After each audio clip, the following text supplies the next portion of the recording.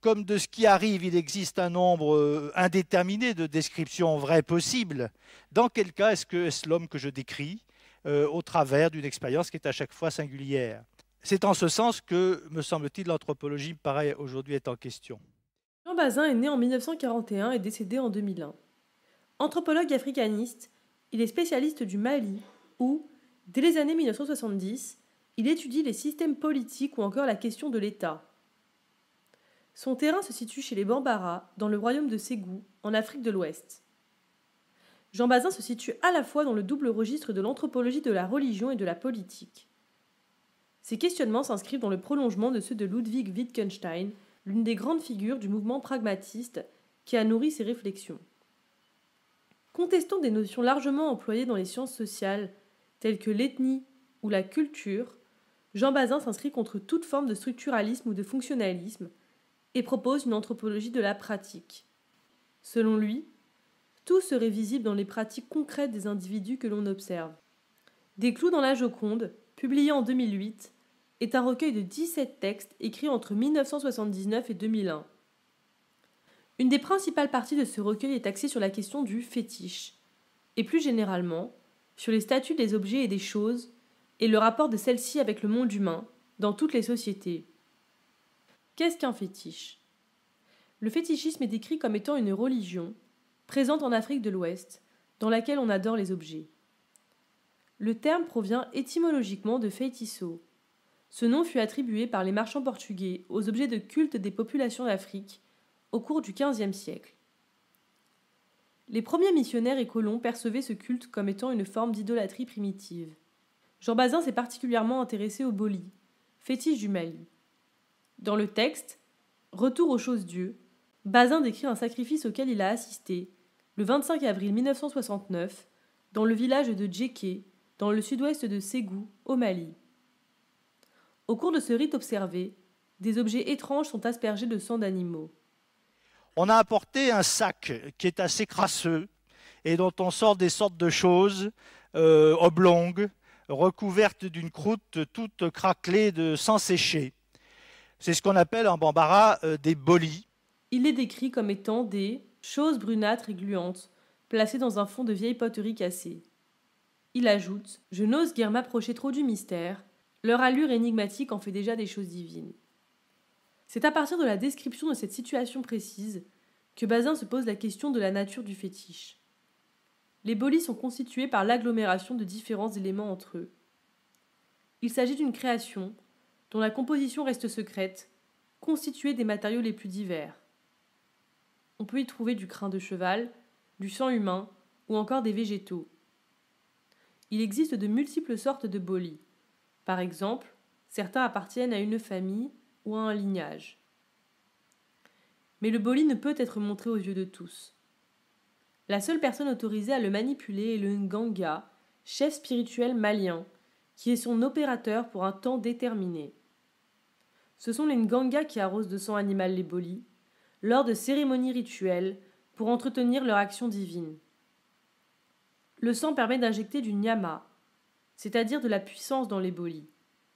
Le boli est donc un concentré de nyama surpuissant. Ainsi, on peut définir le fétiche selon plusieurs critères. D'une part, il est matériel. D'autre part, sa composition est secrète. Enfin, c'est un objet dont la puissance est extrêmement forte. Il peut tuer ou soigner à distance. Chacun peut trouver l'effet qu'il recherche dans la puissance du fétiche. La traduction de boli qui est proposée dans les textes ethnographiques est un autel. Les bolis seraient des autels, au travers desquels les individus peuvent adorer ou transmettre un message à une divinité. Le sang dont on les arrose serait ainsi une offrande. Mais Jean Bazin récuse complètement cette lecture du boli en tant qu'autel. Il pose comme base de sa réflexion sur les fétiches le fait que ceux-ci sont considérés en soi et pour soi par les personnes qui les manipulent.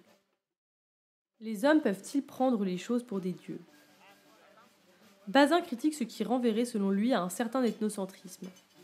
Il considère que les croyances populaires, tout comme le champ des sciences sociales, sont pénétrées par la théologie occidentale. Celle-ci ne peut admettre qu'un objet puisse être un dieu, le monde divin étant nécessairement séparé du monde matériel des hommes. Il explique que le fétiche n'est pas un simple médiateur, mais bien le Dieu en question. Ainsi, le fétichisme n'est pas une religion de la médiation, mais de la présence, puisque le divin y est directement manipulé, dans l'immédiat. Il critique ainsi la discipline ethnologique, qui se focalise sur la question de la représentation.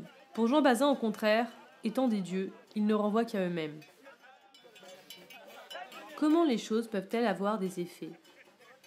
Pour faire comprendre comment le fétiche, considéré comme un simple objet, peut être perçu comme étant habité par une force divine et produire des effets concrets, Jean Bazin amorce une réflexion sur les choses. En effet, les choses et les objets ne sont pas du même ordre.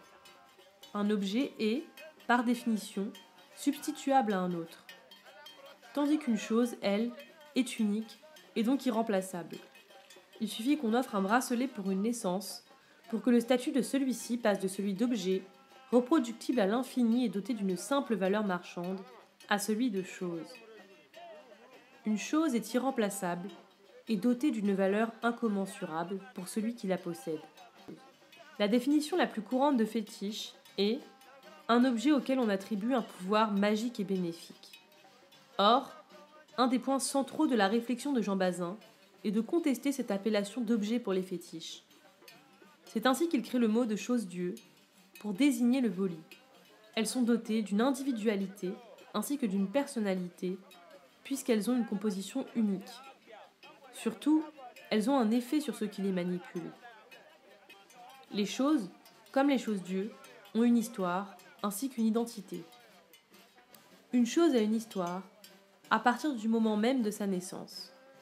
Par exemple, dans le texte « N'importe quoi », il expose l'histoire d'un collectionneur new-yorkais dont le but était de ramasser tout ce qu'il trouvait sur son chemin.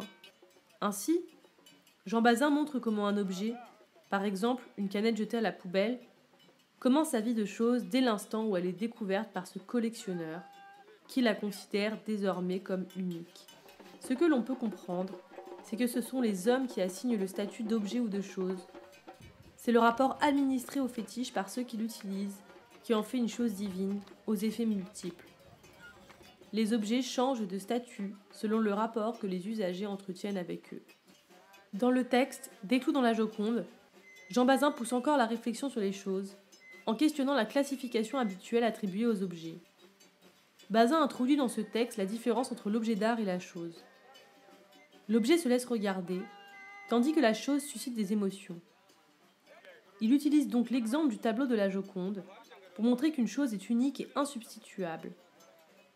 La Joconde n'est pas un simple tableau, elle est dotée d'un nom, et les millions de personnes qui se déplacent pour la voir ne viendraient plus s'il s'agissait d'une simple copie.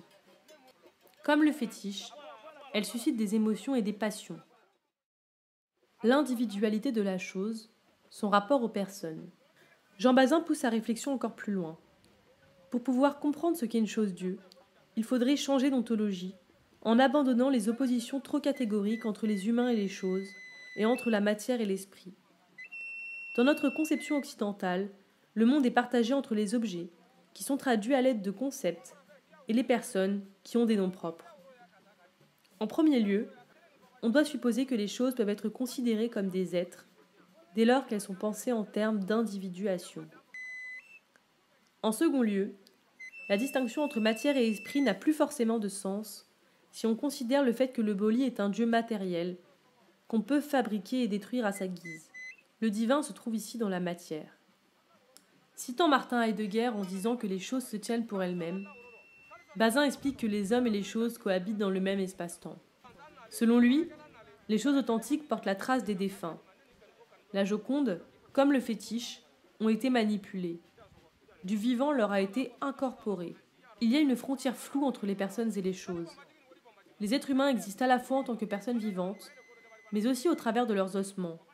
Car si les humains sont aussi des choses, pourquoi les choses ne seraient-elles pas des personnes ?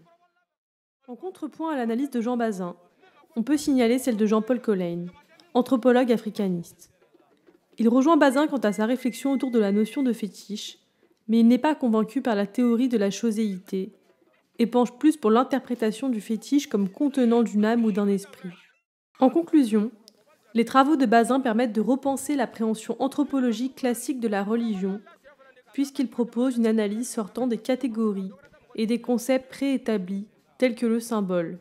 Les écrits de Jean Bazin nécessitent de faire ce qu'il appelle une conversion douloureuse du regard. Douloureuse, puisque sont figées les habitudes théologiques de notre raison.